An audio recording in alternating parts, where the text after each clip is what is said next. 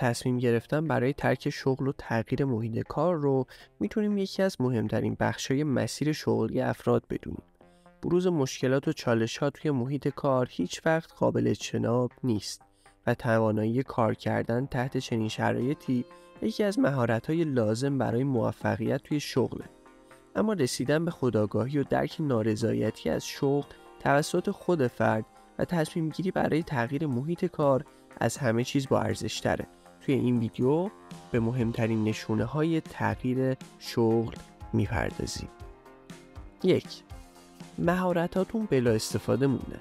یکی از نشونه‌های مهم تغییر شغل اینه که اون شغل دیگه براتون چالش جدیدی به همراه نداره، به خصوص اگر درخواست شما برای استفاده از مهارت‌های دیگه‌تون توسط مدیرا و سرپرستا نادیده گرفته میشه.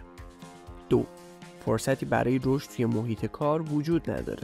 یکی دیگه از نشونه‌های تغییر شغل اینه که نمیتونید فرصت رشدی رو برای خودتون توی اون سازمان ببینید. وقتی درباره فرصت رشد حرف میزنیم، منظورمون صرفاً ارتقای شغلی نیست. رشد در مسیر شغلی میتونه از راه‌های مختلفی اتفاق بیفته. 3. شغلتون در راستای علاقتون نیست. بهترین حالت کار کردن وقتی اتفاق میفته که اصلا متوجه کار کردن نشین.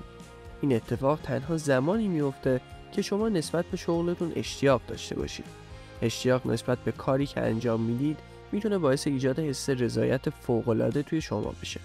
از طرف دیگه وقتی با علاقه به کار مشغول هستین، بهره‌وری بالاتری دارین و خروجی‌های بهتری هم خواهید داشت. در غیر این صورت بعد مدتی احساس میکنید که مهارتاتون در حال تلف شدنند و از علایقتون فاصله گرفتید. اینجاست که باید کم کم به فکر تغییر شغلتون باشید.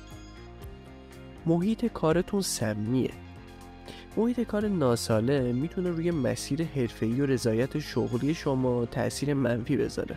از جمله محیط‌های کاری ناسالم میتونیم به سازمان‌هایی اشاره کنیم که توی اونها شیوه‌های مدیریتی تنبیهی و کنترلی اجرا میشن.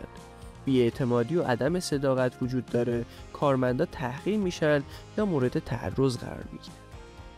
و 5. حد و مرزهای اخلاقیتون زیر پا گذاشته میشه. اگر برای انجام مسئولیت‌های شغلی خودتون مجبور هستین اصول اخلاقیتون رو زیر پا بذارین، بهتره به تغییر محل کار فکر بکنید. حتی اگر به نظر میرسه برای از دست ندادن شغلتون ناچار هستین چارچوب‌های اخلاقی خودتون رو نادیده بگیرین، بهتره به این فکر کنین که چنین شرایطی میتونن در پیدا کردن شغل‌های بعدی و مسیر حرفه‌ای شما تأثیر منفی بذارن.